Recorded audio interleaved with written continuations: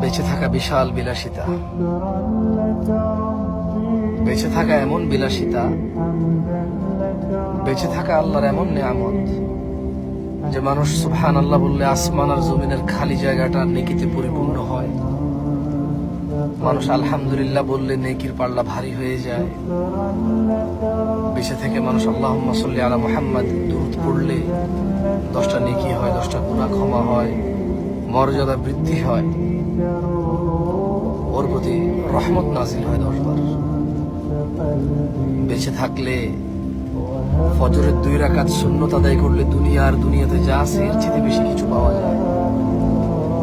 বেঁচে থাকলে ফজরে 2, জোহরে 6, মাগরিবে 2, ইশায় 2, মোট 12 রাকাত সুন্নতে মুআক্কাদা পড়লে আল্লাহ সুবহানাহু ওয়া তাআলা জান্নাতে ঘর তৈরি করবে। যে ব্যক্তি প্রতিদিন 12 রাকাত সুন্নত আদায় করবে তার জন্য আল্লাহ একটা করে ঘর নির্মাণ করবে। সুবহানাল্লাহ।